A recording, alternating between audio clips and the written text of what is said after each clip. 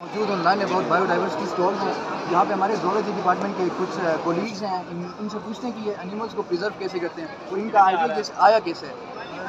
जी आप बताएं।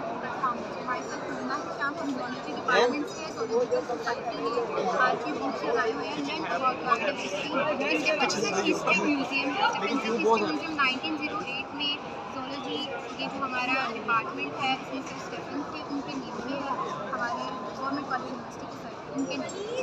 अब यहाँ पे हम बायोडाइवर्सिटी इकोसिस्टम और हैबिटेट को मुख्तलिफ एनिमल्स का एक्सप्लेन कर रहे हैं। मैथड है टैक्सीडर्मी क्या है, स्टफिंग का मैथड। मुख्तलिफ चैनल्स होते हैं वो हमें बता देते हैं कि यहाँ पे जो एनिमल्स हैं उनकी डेथ होती है या वो नियर टू डेथ है, आप उनको ले जाएँ। हम उनको एक स्पेसिफिक टाइम पीरियड के अंदर ले आते हैं। फिर उसके बाद हम क्या करते हैं कि उनको यहाँ से पहले उनको ला के उनकी मेजरमेंट्स करते हैं और उनको फ्रीजर में रख देते हैं, उनका टेम्परेचर जो है वो कंट्रोल करते हैं। उसके बाद उनको यहाँ से ये अब टैक्सीडर्मी का मैथड है, यहाँ से कट लगाते हैं, अंदर से जितने भी बोन्स और प्रोटीन्स हैं उनको रिमूव करते हैं।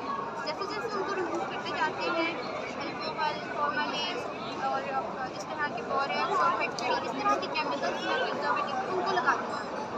इससे क्या होता है कि जब फल वगैरह है ना वो अच्छे तरह से प्रिजर्व हो जाते हैं ताकि वो गले सड़े ना। और अंदर से हमने प्रोटीन और वो सब कुछ निकाल दिया, मेजरमेंट्स हमने करनी है और हमने इसके अंदर स्टफिंग करनी है कॉटन की और स्ट्रिंग्स वगैरह वो भी स्टेरलाइज हम इसको यहाँ से सारी स्टफिंग करते हैं और फिर स्टिच करते हैं।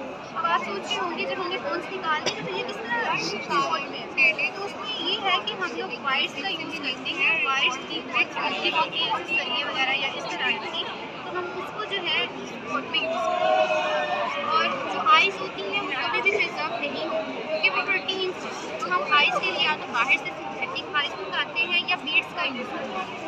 इसके अलावा हम ये वायर्स की मदद से जिस तरह भी अपने प्रेडेटर प्रे रिलेशनशिप शो करना है, इसके विंग्स को हमने मदद कर दिया है। जिस तरह से भी हमने ये टेल है इसको इस तरह से शो करना है, इसको इस तरह से मूव करवाना है, जिस भी एंगल में हम इसको शेप देना चाहें अपने उस लिहाज से।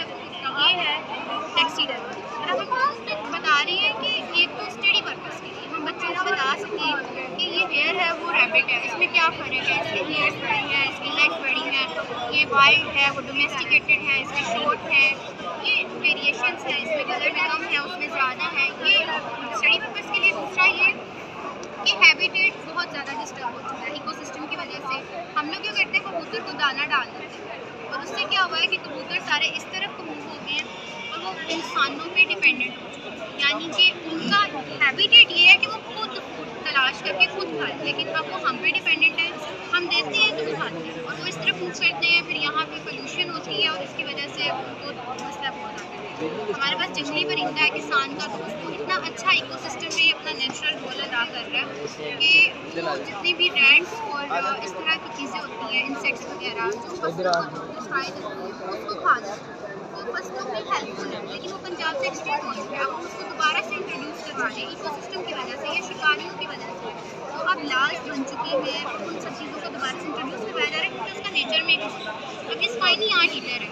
तो स्पाइनी आर्ट ईटर पेंगोलिन, यानी कि पेंगोलिन का ये है कि ये अपने जब ये जिंदा था तो उसने अपनी स्केल्स के ऊपर जो है वो केमिकल्स रिलीज़ करता था, स्टिकी केमिकल्स।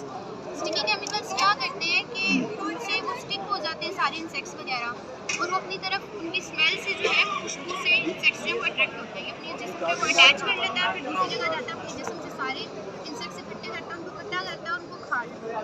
अब जो बाकी इंसेक्ट्स बच जाते हैं उनके बाकियात होते हैं वो मिट्टी में, क्योंकि जो इंसेक्ट्स हैं उनके अंदर न्यूट्रिएंट्स हैं वो मिट्टी में जम जाते हैं, सॉइल की फर्टिलिटी में इसका बहुत अच्छा रोल है। इसके अलावा इसके जो स्केल्स हैं वो अस्थमा की मेडिसिन में और ऑस्टियोपोरोसिस वगैरह में बहुत ज़्यादा यूज़ होती है। इनका शिकार भी किया जा रहा है, ये एक साल में 2 लाख के करीब इनका शिकार हुआ और ये एक साल में 70 मिलियन के लगभग कीड़े मकोड़े खाते हैं और 1 मिलियन पर 10 लाख।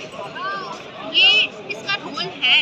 अगर आपको इसको यूज़ करना है फार्मेसी वगैरह में इसकी मेडिसिन में, तो इसको इंट्रोड्यूस भी कराया जाए और इसका ख्याल भी रखा जाए। तो मकसद ये है बायोडाइवर्सिटी को एक्सप्लेन करने का कि इकोसिस्टम बहुत इंपॉर्टेंट है हर चीज़ का, तो आपने उस चीज़ का ख्याल रखें। तो जी आप बता सकती हैं कि इस वीडियो के ज़रिए आप गवर्नमेंट ऑफ पंजाब को क्या इन्फॉर्मेशन देना चाहेंगे कि जो इंडेंजर स्पीशीज़ हैं इनको हम कैसे बचा सकते हैं? बिल्कुल, हम उनके इकोसिस्टम को डिस्ट्रॉय न करें, हमारा पोल्यूशन बहुत ज़्यादा हो चुका है, हम उसको सही करने की कोशिश करें इन्वायरमेंट प्रोटेक्शन सोसाइटीज़ के थ्रू और उनके इकोसिस्टम को डिस्ट्रॉय ना करें। अगर आपको नहीं पता कि इसका क्या हैबिटेट है, आप खुद ना दें। उसमें ऐसे ही होता है कि आपको ये कहते हैं कि आपने इनको फूड नहीं देना, उनको बेहतर पता है कि इनके लिए कौन सी फूड अच्छी है सर्दियों गर्मियों के लिहाज से। तो आपने यही करना है कि डिस्ट्रॉय नहीं करना, एक उनको हार्म नहीं करना, सेफ रहना, फ्रेंडली बिहेव। या कोई ऐसा रूल्स एंड रेगुलेशंस अगर हम गवर्नमेंट ऑफ पंजाब फॉर्मुलेट करती है कि अगर कोई ये रूल्स वायलेट करता है तो, रेगुलेशन ऑलरेडी है, लेकिन उस पर काम तो नहीं हो रहा। जी इम्प्लीमेंटेशन नहीं है, तो उस पर हम गवर्नमेंट को ही कह सकते हैं कि वो स्पेसिफिकेशन से काम करें। बहुत शुक्रिया जी। नाज़रीन, आपने देखा इस वक्त में मौजूद था लर्न अबाउट बायोडाइवर्सिटी के स्टॉल में, तो इन्होंने काफ़ी अच्छी तरह एक्सप्लेन किया कि बायोडाइवर्सिटी की किस तरह हमें ज़रूरत है इस वक्त, क्योंकि यहाँ पे हम ऑर्गेनिक मेडिसिन वगैरह बना सकते हैं। और दूसरा ये कि बायोडाइवर्सिटी से इन्वायरमेंट जो होता है वो रेगुलेट होता है। और इन्होंने बताया कि गवर्नमेंट ऑफ पंजाब को ये हम रिक्वेस्ट करते हैं कि जो इंडेंजर स्पीशीज़ हैं उनको प्रिजर्व किया जाए और उनको माहौल से बचाया जाए, जो कि जो किलिंग हो रही है, जो कि ना होनी चाहिए, जो कि अगर इंडेंजर स्पीशीज़ को अगर हम इसी तरह हंट करते रहें तो कल को जाके वो एक्सटेंट हो सकती हैं और ये हमारे माहौल के ऊपर एक बुरा असर हो सकता है इससे। बहुत शुक्रिया।